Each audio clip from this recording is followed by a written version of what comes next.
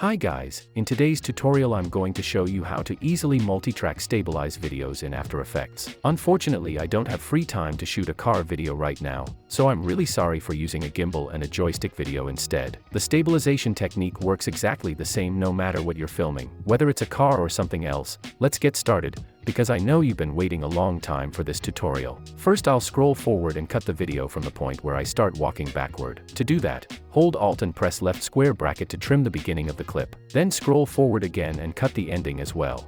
Once we have the clip ready, we can begin stabilizing it. The first thing you should do is scroll forward to the point where the switch happens from the joystick and split the clip at that point. Now I'll scroll forward a bit where I have fully switched to the gimbal and trim the layer one more time. So this little piece of layer will be the switching part and we can leave it like this and we won't even need to stabilize it at all. All I'll do is rename this layer to switch to stay more organized and make it easier for you to understand which layers I'm stabilizing. Let's also rename this one to first clip and the last part to second clip. Now we're ready to stabilize. Select the first clip, go to the tracker panel, and click Stabilize Motion. Make the track point larger and drag it to a spot with good contrast. I'll increase it a bit more to help with smoother analyzing. For better tracking results, click Options. Make sure RGB is selected, and enable Adapt feature on every frame, then hit OK. Now click the Analyze Forward button and wait for it to finish. Once it finishes analyzing, click Apply and then hit OK. Now close the tracking window and let's check the video.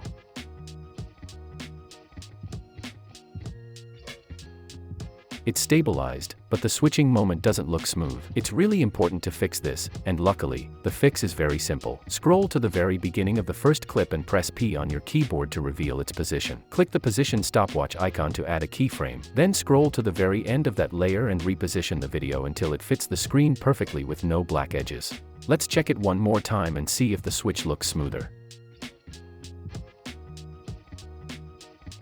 It's great, I'm happy with it. Now let's stabilize the second part of the clip, and as I mentioned earlier, do not touch the middle switch piece of the video, we can leave it as it is. Select the second clip, make sure you're at the beginning of it, then click Stabilize Motion. Now do the same, make the tracking point larger and drag it onto a high contrast spot. Apply the same options we used on the previous clip, then click Analyze Forward. Once it finishes analyzing, we can check the final result.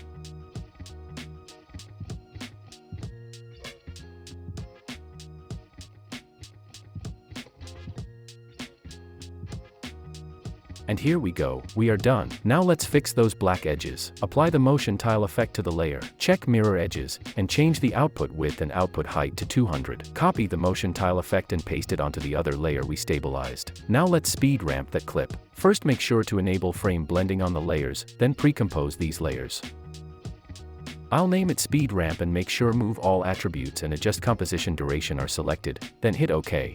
Right-click on the layer, go to Time, and select Enable Time Remapping. Since we have already trimmed the beginning of the video, we don't need to adjust its beginning. Simply scroll forward to where the song beat hits, let's pretend it's right there, and move the last keyframe to that point. Now cut and delete the rest of the layer since we don't need it. Then select both keyframes and press F9 on your keyboard to ease them. Now go to Graph Editor, right-click here, select Edit Value Graph and make a smooth curve. Let's check the final result. That looks awesome, but now we're seeing that mirror-like effect because we applied the motion tile effect on the stabilized clips. If you don't want or don't like the mirror effect, you can fix it by simply scaling the video up until the edges are gone. I hope this was easy for you to follow. To make things even easier to understand, I'll leave a project file in this video's description. Feel free to download it and practice. Just keep in mind that the project file will only open in After Effects 2025 or newer. If you're using an older version, you won't be able to open the file, but you can still use the same clip and practice as much as you need. Hope this video was helpful. Thanks for watching and like the video please.